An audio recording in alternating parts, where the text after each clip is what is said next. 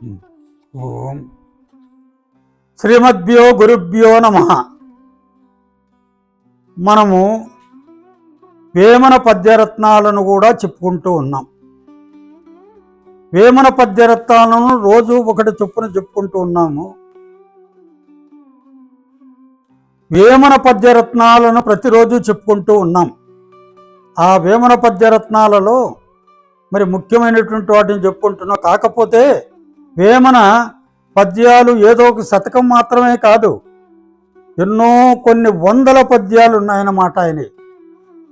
ఆ పద్యాలన్నింటినీ మరి Balasaraswathi book depot వాళ్ళు చెన్నైలో దాదాపుగా ఒక 50 సంవత్సరాల క్రితము ఒక పెద్ద పుస్తకంగా అచ్చి వేశారన్నమాట. మరి ఆ పుస్తకంలో వాళ్ళు ఏం చేశారు, ఆ వేమన చెప్పినటువంటి పద్యాలన్నింటినీ రకరకాల పద్ధతుల పేర్లతో మరి ముద్రించారన్నమాట. మనకు భర్తృహరి సుభాషితాలు కూడా ఏమున్నాయి, జ్ఞాన పద్ధతి, దాని తర్వాత మూర్ఖ పద్ధతి, విద్యా పద్ధతి, ఈ విధంగా రకరకాల పద్ధతులతో జ్ఞాన పద్ధతి ఇలాంటి పద్ధతులతో ఆయన చెప్పాడు. ఇక్కడ కూడా వేమన కూడా అలాంటి మరి ఒక పద్ధతులను ఆయన కూడా మరి అనుకొని చేసి ఉంటాడు అనే ఉద్దేశంతో ఈ బాలసరస్వతి బుక్ డిపో వాళ్ళు ఈ విధంగా చేసినారు. అందులో ఉన్నటువంటి పద్ధతులు ఏమిటంటే, మొదటిది మూర్ఖ పద్ధతి, రెండవది డాంబిక పద్ధతి, అంటే ముందు మూర్ఖత్వం, డాంబికత్వం, దాని తర్వాత విద్వత్వ పద్ధతి అన్నమాట మూడవది. నాలుగవది ఏమిటి, అర్థ పద్ధతి. అర్థం అంటే ఏమిటి, ధనం.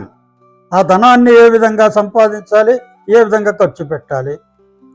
ఐదవది దుర్జన పద్ధతి అన్నమాట. దుర్జనుడు తన యొక్క పంథానాన్ని ఏ విధంగా కొనసాగిస్తాడో చెప్తాడు. సజ్జన పద్ధతి, అదేవిధంగా సజ్జనులు మంచివాళ్ళు ఏ విధంగా ఇతరుల ఏళ్ళను నడుచుకుంటూ ఉంటారో చెప్తాడు అనమాట. దైవ పద్ధతి అంటే దైవాన్ని ఏ విధంగా కొలవాలనో చెప్పడం. కర్మ పద్ధతి, కర్మ సిద్ధాంతం అన్నమాట. మనకు భగవద్గీతలో 3వ అధ్యాయం ఉంది కదా, కర్మయోగం. అలాంటిదే మరి వేమన కూడా కర్మ పద్ధతి చెప్తున్నాడు. దాని తర్వాత 9వది ధైర్య పద్ధతి, ధైర్యవంతుల యొక్క లక్షణాలు.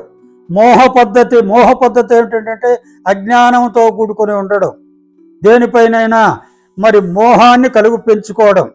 దాని తర్వాత మోహం నాశనం అవుతుంది కదా, యోగత్వం వచ్చింది కాబట్టి 11వది యోగి పద్ధతి అన్నమాట. ఆ యోగి అయిన తర్వాత బ్రహ్మస్వరూప పద్ధతి అంటున్నాడు, బ్రహ్మజ్ఞానాన్ని పొందడం. దాని తర్వాత గురుభక్తి పద్ధతి, గురువులను ఏ విధంగా భక్తితో సేవించాలనో చెప్తున్నాడు. ప్రపంచ స్వభావ పద్ధతి, ఆ ప్రపంచం ఎలాంటిదో చెప్పడం అనమాట. ప్రపంచంలో ఉన్నటువంటి జనుల యొక్క స్వభావాలన్నీ ఏ విధంగా ఉంటాయో. దాని తర్వాత స్వభావ పద్ధతి.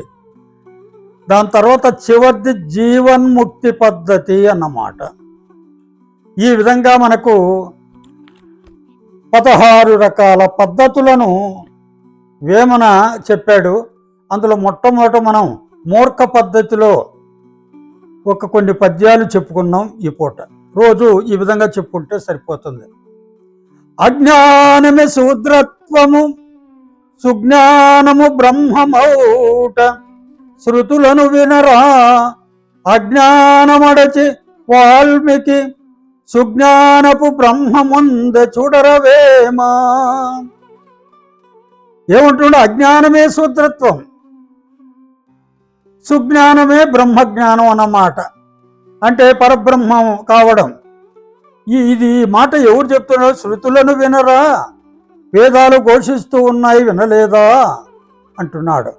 అజ్ఞానం అడచి మూర్ఖత్వాన్ని పోగొట్టుకొని వాల్మీకి సుజ్ఞానపు బ్రహ్మముందే, వాల్మీకి మహర్షి ఆ సుజ్ఞానమైనటువంటి బ్రహ్మస్వరూపాన్ని పొందినాడు కదా, చూడరవేమా అని ఆ వేమన చెప్పాడు. తర్వాత పద్యం ఏంటంటే, అది మీ మనసు నిలిపి ఆనంద కేళిలో బ్రహ్మమయుడు ముక్తి పడయగోరు. జిహ్వ రుచుల చేత జీవుండు చెడునయా విశ్వదాభిరామ వినురవేమా. అది మీ మనసు నిలిపి, మనస్సును అదుపులో ఉంచుకొని ఆనందకేళిలో బ్రహ్మమయుడు ముక్తి పడయగోరు.